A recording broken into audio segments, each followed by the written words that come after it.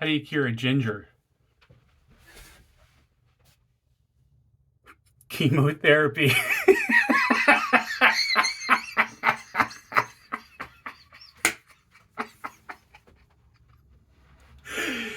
Chemotherapy. Sorry, guys. Oh, the more fucked up it is, the funnier I think it is. I apologize. What's up, weirdos? Scott here. Thanks for visiting the channel. As always, I appreciate it. If this is your first time at the channel, thank you so much for watching. I hope you enjoy the channel. Most of you probably already stopped watching by now, but today I'm going to be doing a quick review on the Civivi Amirite, or Am I Right? I don't know exactly how I'm supposed to say this, but sorry about the last video, guys. I had some issues with my camera. I did some moving around in my office and didn't realize that loosened up the top light on my setup, and it started wiggling the camera. Everything got all so I apologize about that. I have fixed the issue. Shaking my desk right now. It's not too bad, so that's good. What do you say, guys? Let's do it up. All right, the Amirite is I love this thing. I absolutely love it. It's so beautiful. The blade is so gorgeous.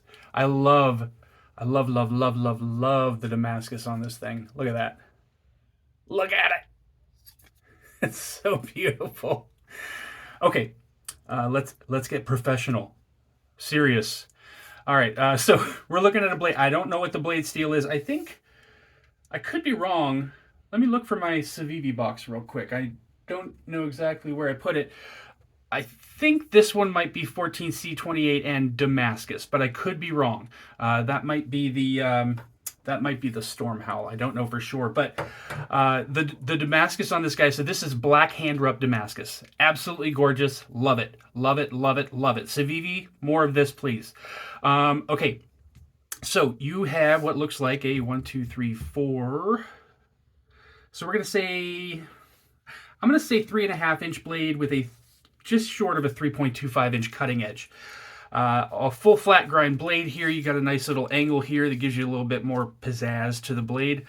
The blade is flat ground all the way out to the tip. There's no swedge, there's no fullers, there's no nothing. It's very simple, and I love it. I'm going to go ahead and call this a modified sheep's foot blade, possibly a modified Wharncliffe blade. I don't necessarily know that I'd call it a sheep's foot. I don't necessarily know that I'd call it a Wharncliffe. Obviously, this is a thumb stud operated knife. This is a thumb stud and a flipper operated knife. So you've got 3 deployment mechanisms. You've got the flipper tab, you've got the thumb stud, and you've got the finger flick. Bing!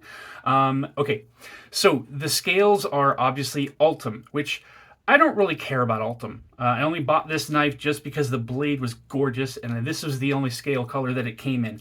It doesn't matter to me. Ultem is not... you should not consider this any form of an exotic material. This has been around for decades. They just never used it for knife making. The thing about Ultem is it's got a high heat tolerance. So the medical industry uses these to put small parts in, make little boxes out of them. They put small parts for surgeries and stuff like that that they need to sterilize so that they can put this box into the autoclave, run it up to about 400 or 500 degrees, kill all the organisms on the tools, but no damage to the case. That's why Ultem was, I believe, why Ultem was invented, or its main use right out of the gate. But the knife community just started using Ultem. It is nice. You can see through it. It's got a nice orange or nice yellow color to it. It makes it so that you can make knives like these, where you've got very well skeletonized or milled out liners, and you can see through that. And you can also see through when the blade is closed. You can actually see the blade inside the handle there. So this is really, really neat, but not just because it's Ultem. You know, Ultem, in my opinion, is not that big of a deal. It's just not. The handle itself, let's get this up to the line here. 1, 2, 3, 4, 5. I'd say 5 inches even, making this a 8.5-inch knife. 1, 2, 3, 4, 5, 6, 7, 8. Just short of 8.5. I'd say a little over 8.25. So between 8.25 and 8.5.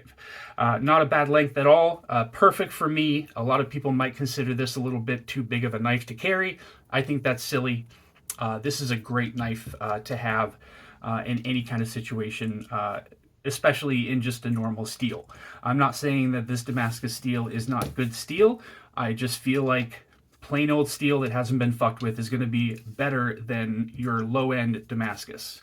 Just my opinion. You've got the Civivi here, Civivi symbol here on the pivot, the button lock, which works great, and you've also got a couple of T8 screws on this side. There is no billboarding whatsoever on that blade. You've got a T10 pivot here. No, I'm sorry, that's a T8 pivot. And then the T8 screw here for the handle screw. The pocket clip screws, however, are T6, which that's fine. That doesn't bother me at all. No big deal. Just a milled stainless steel pocket clip with a hole in the center so you can get at the screws. That's nice. Not a huge fan of the pocket clip, but there's nothing wrong with it either. Excuse me. You've got a lanyard bar here that you can use to attach a lanyard, which is nice. They didn't drill a hole into the handle to try to make room for that. They just used the bar here, which is fantastic.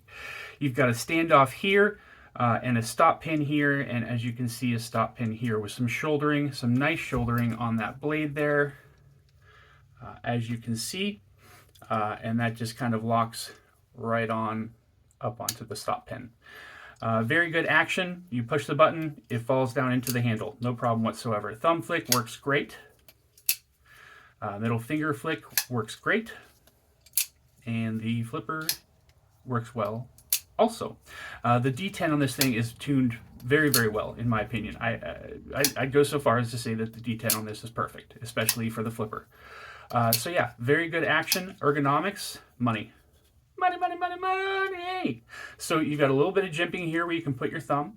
You can choke up, very generous forward finger choil here so you can get a nice choke up position on this knife.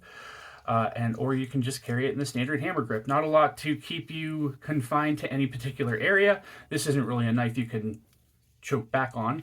You don't really have a whole lot of handle there, just a little bit. I'd say maybe you can cut through some tall weeds with this, but that's just about it. Excuse me. And you can see there the plunge lock right in the open there, which is nice. You can see how it is kind of engaging into that blade. And just very, very good action. No blade play left, right, up, or down. Very good centering. See if you can see that. Yeah, very good centering.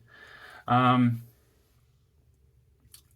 think I've covered everything. Did I miss anything, guys? Oh, you've got the reversible pocket clip position here, which is nice. The good thing about button locks is they're very easily disengaged with your index finger. So you can flip this open, use your index finger to disengage the blade, and then you can switch over the pocket clip to this guy. So technically, in my opinion, this makes it a truly ambidextrous knife. The lock doesn't have to be double-sided on a button lock, in my opinion. That's just my own little thought here. There is a little bit of a defect in the handle scale here. I want to show you that just because I'm giving this away. I did try to contact Civivi, but I haven't heard back from them. I don't know if I'm going to be able to get a replacement scale for this guy, but it's only noticeable if you like hold it in certain angles of the light. Looking straight on, it's kind of hard to see.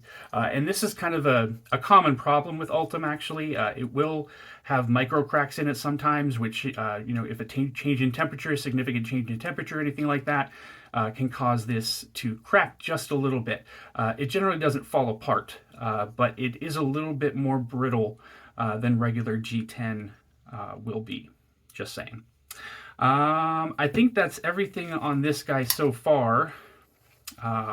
As I said, I'm going to either be giving this knife away. I'm sorry. I'm going to be giving both knives away for my 1,000 subscriber giveaway, which is coming up soon.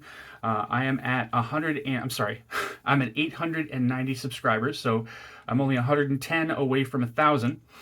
If you guys would do something to maybe have any ideas to do anything to try to speed that process along, just let me know. I'd appreciate the input. I don't have a lot of time to spend on social media and promote the channel and stuff like that with work, but I'm doing what I can, and I still enjoy it. If it felt like I had to come home and do more work, then I wouldn't keep doing this. I really enjoy doing this job, but I don't know if I call it a job. So when I do the 1,000 subscriber giveaway, both of these guys will be available. The first person who wins will get the choice between the two, and then the second person who wins will get whatever is left. If you have an idea for a better way to do that to be more fair, please let me know. I am open to ideas. But I think that's going to be it for today, guys. I hope you enjoyed the video. If you did, you know what to do. Please like and subscribe. I'd really appreciate that.